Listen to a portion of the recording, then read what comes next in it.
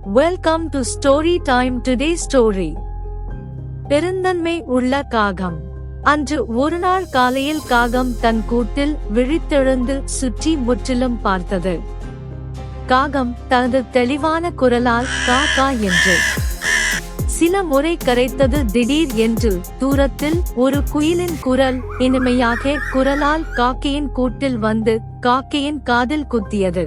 சிறிது நேரம் காக்கை பாடலை ரசித்தது. பிறகு காகம் யோசித்தது, நம் தன் குயிலின் முட்டையை சூடேற்றி குயிலின் குஞ்சு பொறித்தோம். இப்போது அந்த குட்டி பறவை நம்மை விட நன்றாக பாடிக்கொண்டிருக்கிறது. ஆனால் அதை கண்டு நாம் பொறாமைப்படக்கூடாது என்று தனக்குத்தானே சொல்லிக் கொண்டது. நம் குயிலிடம் பாட்டு பாட கற்றுக்கொள்ள வேண்டும் என்று நினைத்தது.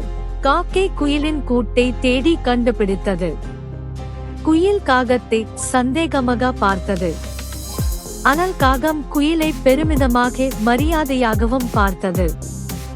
எனக்கு பாட கற்றுக் கொடுப்பீர்களா என்று காகம் பணிவுடன் கேட்டது. காக்கை தலையசைத்தது. நான் நாளை காலை வகுப்புக்கு வருகிறான் என்று தனது கூட்டுக்கு சென்றது. காக்கைக்கு தூங்குவது மிக பிடிக்கும். அதனால் அவர் சூரிய உதயத்துக்கு முன் எழுந்ததில்லை. அவர் கூட்டில் படுப்பதற்கு முன் விடியற் காலையில் எழுவதற்கு அலாரம் வைத்தார். அலாரம் அடிக்கும் ஒலி கேட்டு காகம் படுக்கையில் இருந்து குதித்து கண்களில் இருந்து தூக்கத்தை தேய்த்து வகுப்பிற்கு விரைந்தது. குயில் பொறுமையின்றி தனது கூட்டில் காக்கைக்கு காத்திருந்தது. காகம் விரைந்து குயிலின் கூட்டிற்கு சென்றது. குயில் பாட்டு பாட தொடங்கியது. நான் பாடுவதை கேள் என்றது குயில்.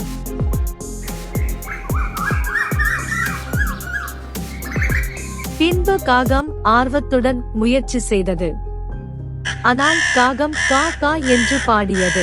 சிறிது நேரம் கழித்தது. குயில் பாடுவதை நிறுத்து என்று காக்கையிடம் கூறியது.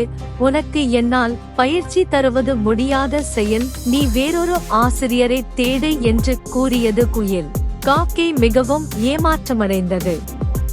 கசப்பான கண்ணீருடன் அழுது கொண்டே தன் கூட்டிற்கு திரும்பியது. நாட்கள் கழிந்தன. ஒரு நாள் வானம் கருமேகங்களால் நிரம்பியிருப்பதை காக்கை பார்த்தது. குளிர்ந்த காற்று வீசத் தொடங்கியது. சிறிது தூறல் பெய்யத் தொடங்கியது. மயில் தனது அழகான இறகுகளை விரித்திருப்பதை காகம் தனது கூட்டிலிருந்து பார்த்து கொண்டு இருந்தது. பின்பு மயில் நடனமாட தொடங்கியது. காகமும் மயில் போல நடனமாட விரும்பியது.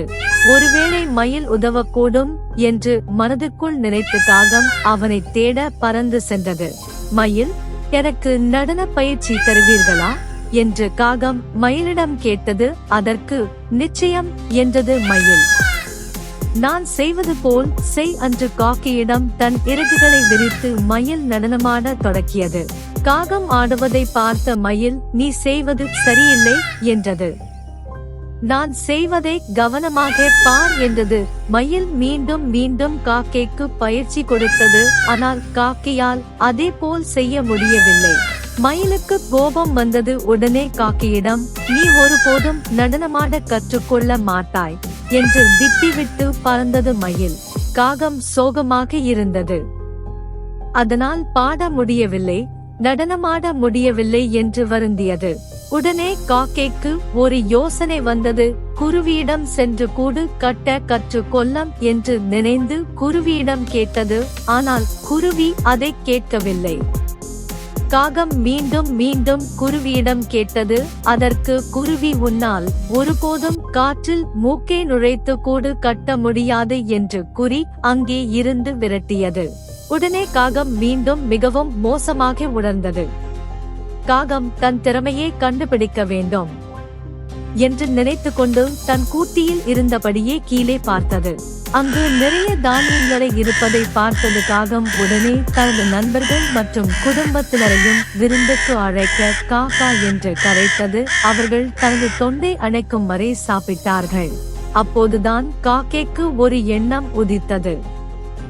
சரி, அவளால் பாடவோ நடனமாடவோ அழகான கூடு கட்டவோ முடியாது. ஆனால் வேறு எந்த பறவை காக்கை போல் உணவை கண்டதும் மற்றவர்களை பகிர்ந்து கொள்ள அழைக்கிறது? குயிலோ மயிலோ அல்லது குருவி இல்லையே. என்னை போன்ற மற்ற காக்கையும் உண்மையில் எந்த பறவையும் இல்லை. என்பதை காக்கை அதை கண்டுபிடித்ததில் மகிழ்ச்சி அடைந்தது. அதை கண்டதும் காகம் தனது தாராளமான மனதினை கண்டு பெருமிதம் கொண்டது. காக்கை குடும்பத்தில் நான் அங்கமாக இருப்பதையும் கண்டு மகிழ்ச்சி கொண்டுதான் தன்னுள் இருக்கும் மற்றவருக்கு பகிரும் அழகை கண்டு மகிழ்ச்சி அடைத்தது. அதை பார்த்த மற்ற காகம் உனக்கு சீக்கிரம் கல்யாணம் செய்ய வேண்டும் என்று கிண்டல் செய்தது. அதை கண்டு காகம் வெட்கத்தில் முகம் சிவந்தது. Thanks for watching more videos. Subscribe my channel.